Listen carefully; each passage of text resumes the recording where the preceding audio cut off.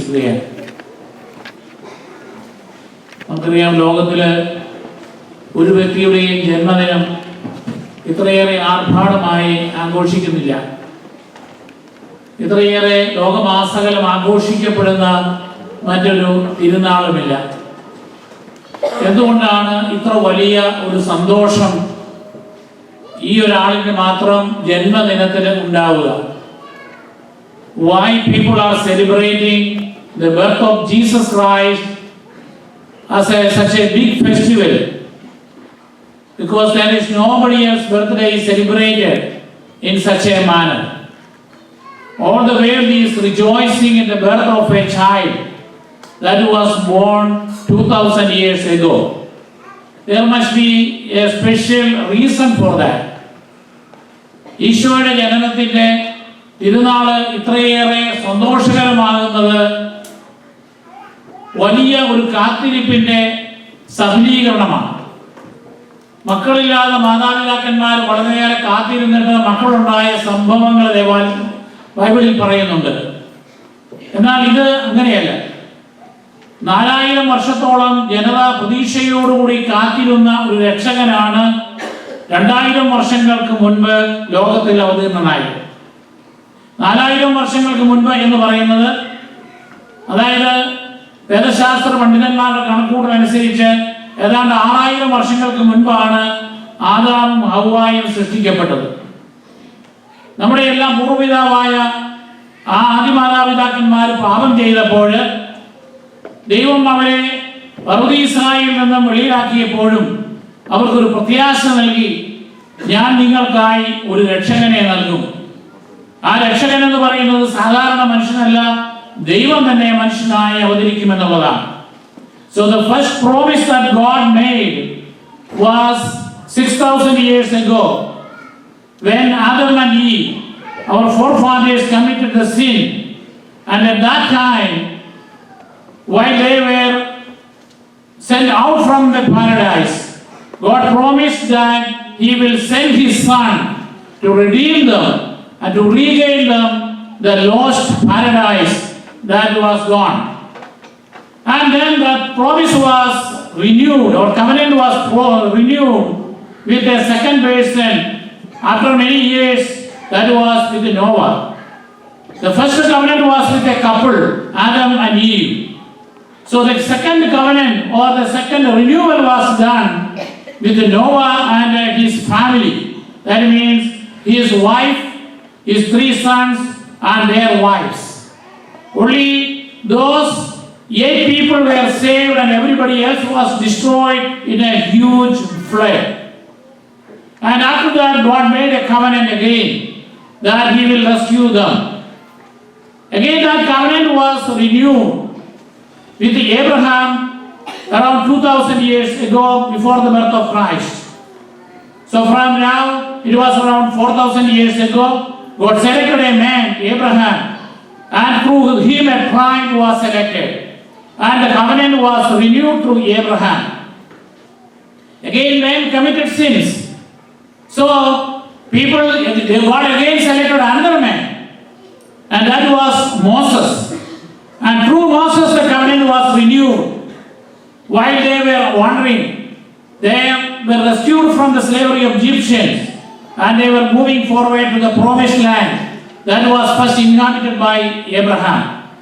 ആദത്തിലൂടെയും പിന്നീട് നോഹയിലൂടെ ഒരു കുടുംബത്തെയും പിന്നീട് അബ്രാഹത്തിലൂടെ ഒരു ജനതയെയും ദൈവം പ്രത്യേകമായി തിരഞ്ഞെടുക്കുകയും അവരുമായി ഉടമ്പടികൾ നവീകരിക്കുകയും ചെയ്തു ഈ രക്ഷകന്റെ വരവിന്. പക്ഷെ അവർക്കൊക്കെ കാണുവാൻ സാധിക്കാത്ത ഒന്ന് അനവധി നൂറ്റാണ്ടുകൾക്ക് ശേഷമാണ് സംഭവിക്കുക. വീണ്ടും ഈജിപ്തിലെ അടിമത്തത്തിൽ നിന്ന് ഇസ്രായേൽ ജനതയെ വിമോചിപ്പിച്ചു കൊണ്ടുപോകുന്ന മോശ 40 സംവത്സര കാലം പരീക്ഷണത്തിലൂടെ മരുഭൂമിയിലൂടെ കടന്നു പോകുമ്പോഴും ദൈവം അവിടെ ഒരു ഉടമ്പടി നവീകരിച്ചു. അവർക്ക് രക്ഷകനെ വാഗ്ദാനം ചെയ്തുകൊണ്ട് അവരെ ഒരു നേഷനായിട്ട്, ഒരു രാജ്യമായിട്ട് പ്രത്യേകമായി തിരഞ്ഞെടുത്തു. അവരെ ഗണങ്ങളായി തിരിച്ചു, 12 ഗോത്രങ്ങളായി വേർതിരിച്ചു, അവരെ വാഗ്ദത്ത ഭൂമിയിലേക്ക് നയിച്ചു.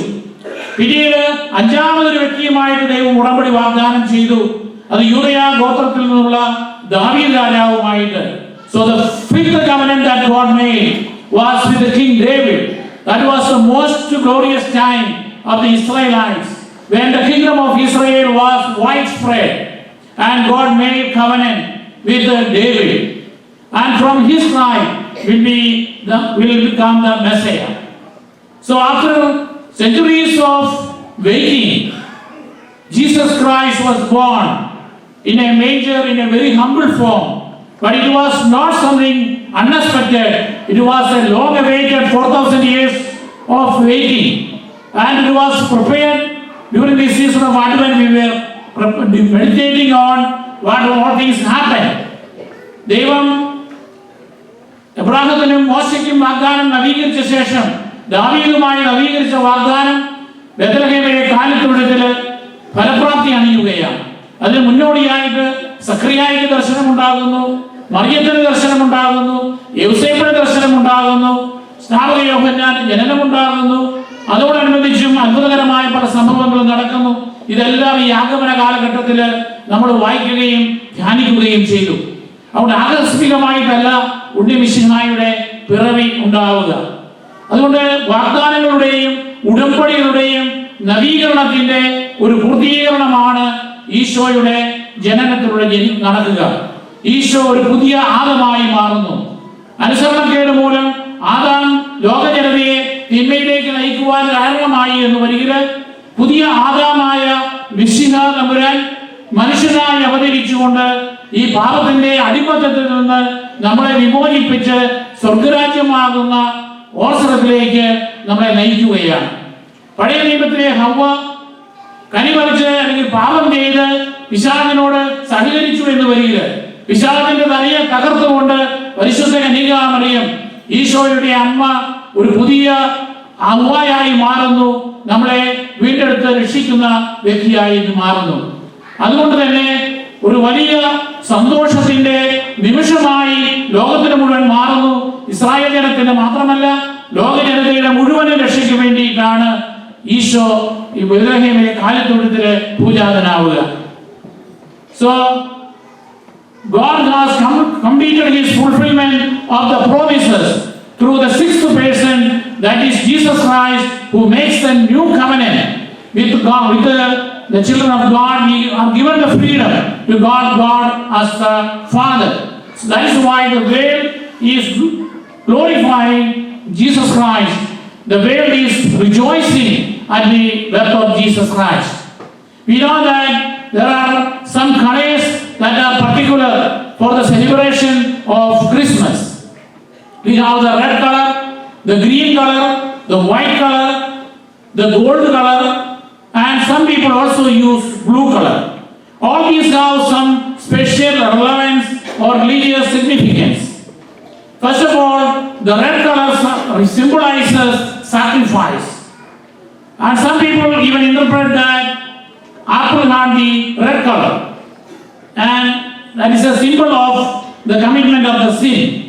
So instead of that red apple, Jesus shed his red blood to rescue us from the bondage of the Satan, of the sin. So Jesus sacrificed himself, even shedding his blood on the cross to suffer for us, and he willingly accepted that to redeem us.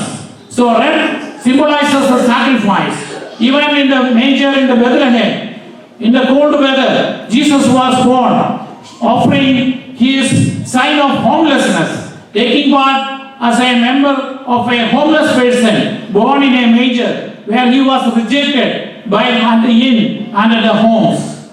Again, the green color was used during the season of winter as a sign of hope, because usually during the time of winter all the green leaves are gone, we only see dry branches.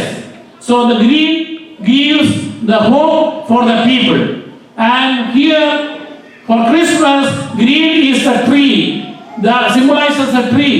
Once the sin started with a tree, and now this green shows us a hope for the new life.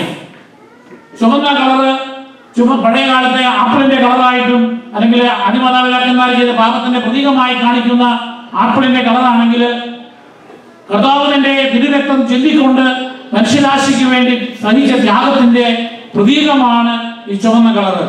ബെത്ലഹേമിലെ കാലിത്തൊഴുത്തില് Isho ഒരു homeless ആയിട്ട് ഭവനരഹിതനായി ജനിക്കുമ്പോഴും ഇവിടുത്തെ ഏറ്റവും ദുരിതമനുഭവിക്കുന്ന ജനങ്ങളിൽ ഒരുവനായി ഈശോ മാറുകയാണ്. നമുക്കറിയാം, മാർപ്പാപ്പ കഴിഞ്ഞ പ്രാവശ്യം അമേരിക്കയിൽ വന്നപ്പോൾ വാഷിംഗ്ടണിൽ ഹോംലെസ് ആയിട്ടുള്ള ആളുകളോടുകൂടി ഭക്ഷണം കഴിച്ചത് വലിയ വാർത്തയായിരുന്നു. എന്നാൽ അതിലും വലിയൊരു മഹത്തായ സംഭവമാണ് ഹോംലെസ് ആയിട്ട് രക്ഷകൻ ജനിക്കുന്നു എന്നുള്ളത് തന്നെ. വീണ്ടും ഈ കൊടും ശൈത്യത്തില് പച്ചയിലകൾ കാണാനില്ലാത്തപ്പോൾ പച്ച നിറത്തിലുള്ള ചെടികള് മനുഷ്യർ വീടുകളിൽ ശേഖരിച്ചു വെച്ച് പ്രത്യാശ, ഇതാ ഈ വിന്റർ കഴിഞ്ഞ് ഒരു സ്പ്രിംഗ് വരുന്നു എന്നുള്ള ഒരു പ്രത്യാശ നിലനിർത്തുന്നു എന്ന് ഒരിക്കല് ഇവിടെ ക്രിസ്തുമസ് നമുക്ക് പ്രത്യാശ നൽകുകയാണ്. പാപത്താൽ ഉണങ്ങി വരേണ്ടതായ നമ്മുടെ ഹൃദയങ്ങളിലേക്ക്, ആത്മാവിലേക്ക് സ്വർഗരാജ്യത്തിന്റെ പ്രത്യാശ നമുക്ക് ദൈവം നൽകുകയാണ്. വെള്ളനിറം നമുക്കറിയാം പാപരഹിതമായ നിർമ്മലമായ ജീവിതത്തിന്റെ പ്രത്യേകതയാണ്. വിന്ററില് സ്നോ വീഴാറുണ്ട്.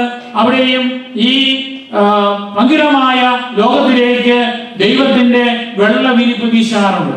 പലപ്പോഴും ഇവിടുത്തെ ആളുകൾ ആഗ്രഹിക്കുക സ്നോ പെയ്യുന്ന ഒരു ക്രിസ്മസ് ആണ്, വൈറ്റ് ക്രിസ്മസ്. അപ്പോൾ വെള്ള നൈർമല്യത്തിന്റെ പ്രതീകമാണെങ്കിൽ ക്രിസ്മസ് നമ്മുടെ ജീവിതത്തിലെ പാപക്കറകളെ കഴുകിക്കളഞ്ഞ് നമ്മളെ വിശുദ്ധീകരിക്കുന്നതിന്റെ പ്രതീകമാണ്. ഗോൾഡ് നമുക്കറിയാം രാജാക്കന്മാരുടെ പ്രതീകമാണ്.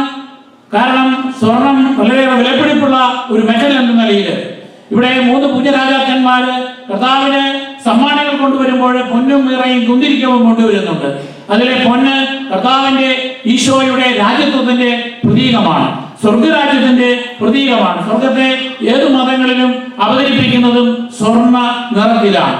അപ്പോൾ ഇത് കർത്താവിന്റെ മഹത്വീകരണത്തിന്റെ ദൈവപുത്രനാണ് എന്നുള്ളതിന്റെ ഒരു പ്രതീകം കൂടിയാണ് ഈ സ്വർണ്ണ കളറ് നമ്മൾ ഉപയോഗിക്കുക. പിന്നെ നീല കളറിനെ സംബന്ധിച്ച് പറയുക, അത് പരിശുദ്ധ കന്യകാമറിയത്തെ സൂചിപ്പിക്കുകയാണ്. പലപ്പോഴും പരിശുദ്ധ അമ്മയ്ക്ക് ഒന്നെങ്കിൽ നീല കളറ് അല്ലെങ്കിൽ നീലയും പച്ചയും കലർന്ന കളറാണ് ഉപയോഗിക്കുക. ഡൈ ആരംഭിച്ച കാലഘട്ടത്തിൽ സ്വർണത്തെക്കാൾ കൂടുതൽ വിലയുണ്ടായിരുന്നു നീല നിറത്തിന്. അവിടെ നീല നിറമായിരുന്നു സ്വർണത്തെക്കാൾ കൂടുതൽ അമൂല്യമായി കണക്കാക്കിയിരുന്നത്. അപ്പോൾ പരിശുദ്ധ അമ്മയ്ക്ക് ആ നീല കളറ് കലാകാരന്മാരെ അവതരിപ്പിക്കുമ്പോൾ ചിലപ്പോൾ മാതാവ് പ്രത്യക്ഷപ്പെട്ടപ്പോൾ നീല കളറിലായിരുന്നു എന്ന് വരികിൽ അത് സൂചിപ്പിക്കുക സ്വർഗരാജ്ഞിയാണ് എന്നതാണ് സൂചിപ്പിക്കുക. ചില ജനസമൂഹങ്ങളിൽ നീലയും പച്ചയും ചേർന്ന കളറാണ് രാജ്ഞിമാരുടെ കളറ് എന്ന് വരികിൽ അത് പരിശുദ്ധ അമ്മയ്ക്ക് ഈ രക്ഷാകര പദ്ധതിയിലുള്ള പങ്കിനെയാണ് അനുസ്മരിപ്പിക്കുക. ഇനി ക്രിസ്മസിനെ സംബന്ധിച്ച് പറയുമ്പോൾ ഏറ്റവും കൂടുതൽ ഉപയോഗിക്കുന്ന ഒരു വാക്ക് ജോയ് അല്ലെങ്കിൽ ആനന്ദം. സ്വർഗീയമായ ആനന്ദമാണ് നമുക്ക് ഈ ക്രിസ്മസ് പ്രദാനം ചെയ്യുക. എന്താണ് ആനന്ദം എന്നതിന്റെ പ്രത്യേകത?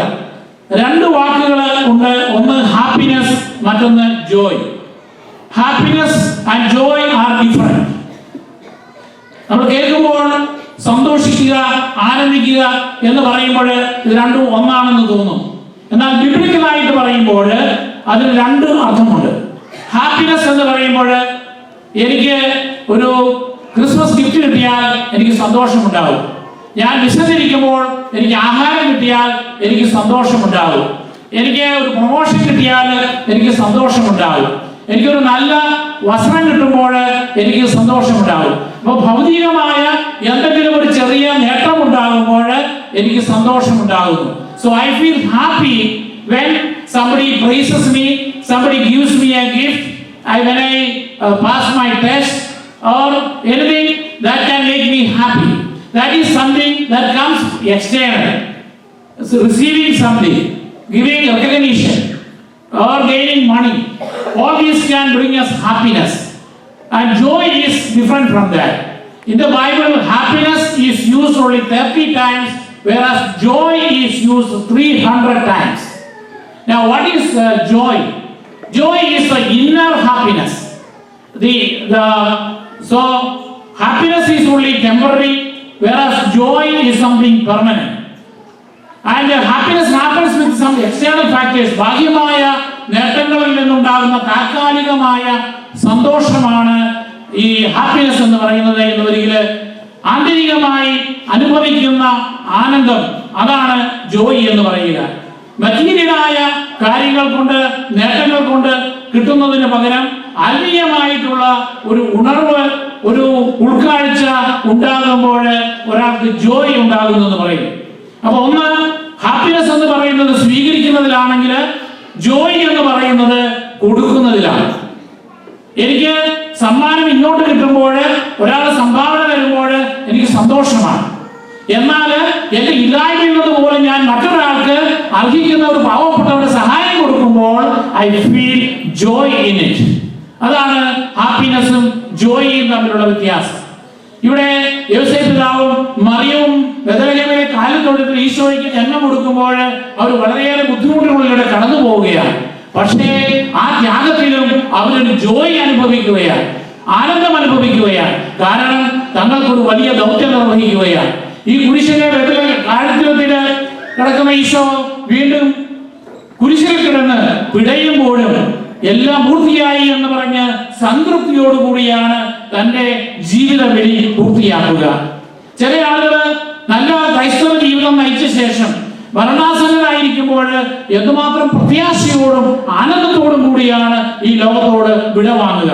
എന്നാൽ വേറെ ചിലരോ എല്ലാം നേടിയിട്ടും എല്ലാം നഷ്ടപ്പെട്ടല്ലോ എന്ന വിഷമത്തോടുകൂടി, നൈരാശ്യത്തോടുകൂടി പോകുന്നു.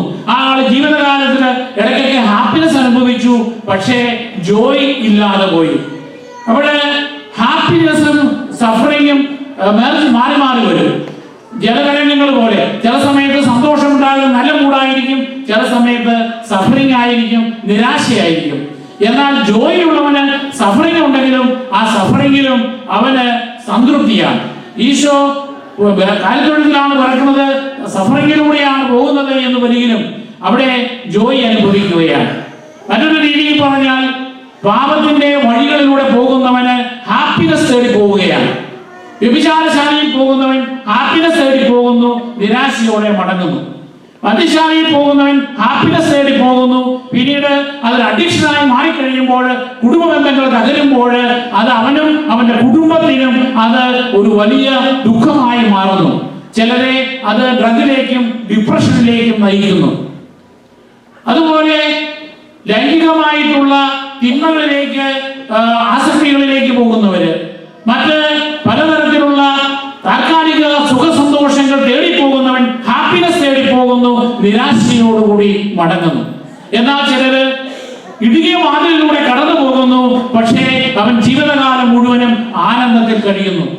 പാപത്തിൽ ജീവിക്കുന്നവൻ ഇടയ്ക്കിടയ്ക്കൊക്കെ സന്തോഷം മനസ്സിന് വേണ്ടി ശ്രമിക്കുമ്പോഴും അവന് നിരാശയാണ് ഫലം. അവന് പരിശുദ്ധ കുർബാന സ്വീകരിക്കുമ്പോൾ, ഇന്ന് ഞാൻ ഒരു പോലീസുകാരനുമായിട്ട് കുർബാന വേണമെന്ന് ചോദിച്ചപ്പോൾ പറഞ്ഞു, ഇവിടെയുള്ള ആൾക്കാരെ പോലെ ചുമ്മാ കാൻഡി തിന്നുന്ന പോലെ കുർബാനയിലാണ് എന്നെ കുർബാന സ്വീകരിക്കാൻ എന്നെ കിട്ടുകയല്ല, നാളെ ക്രിസ്മസ് എനിക്ക് തന്നേച്ചാൽ മതി എന്ന് പറഞ്ഞു. കാരണം എനിക്ക് ഇച്ചിരി ഒരുങ്ങാനുണ്ട്. ഇവിടെ ആണ്ടുകുമ്പസാരം മുടക്കി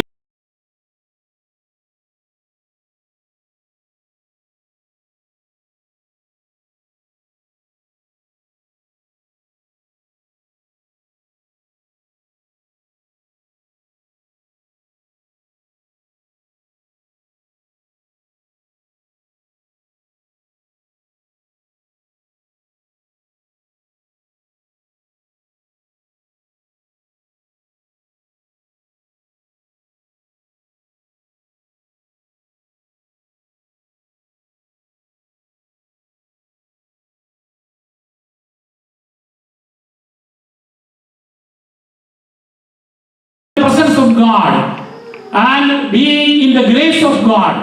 Only people who are in the grace of God, even though they have hardships in life, it is not an obstacle for them to enjoy their joy because they are in the grace of God. ജോയും ഹാപ്പിനെസ്സും ഒന്നിച്ചു പോകുന്നതിന് യാതൊരു കുഴപ്പവുമില്ല. പക്ഷേ അത് നന്മയുടെ മാർഗത്തിലൂടെയുള്ള ജോയിയാകാം. നല്ല ആഹാരം കഴിക്കുക, നല്ല വസ്ത്രം കഴിക്കുക, നല്ല വസ്ത്രം ധരിക്കുക, നല്ല വാഹനത്തിൽ യാത്ര ചെയ്യുക, ഇങ്ങനെ you can have happiness along with joy, but at the same time it should not be in a sinful state. So my question now is, are you happy at this Christmas? കള്ളുകുപ്പി പലരെയും കാണാൻ ഇരിപ്പുണ്ട്. So that is the happiness that we brought with us, and that will not give you joy. That can give you happiness because you are okay, I am in a mood of കള്ളു കുടിച്ചതിന്റെ ഒരു ആനന്ദം, but that cannot give you joy. The real joy, if you have done a good confession and come in the grace of God, then you have a joy in the life. Joy in Jesus. Otherwise, Jesus will be in the manger and you have received the body of Christ, but it is not giving you joy because you don't have the great experience of Jesus in your life. So Christmas is a call for us to enjoy the joy that Jesus has brought to this world. Please stand for Christ.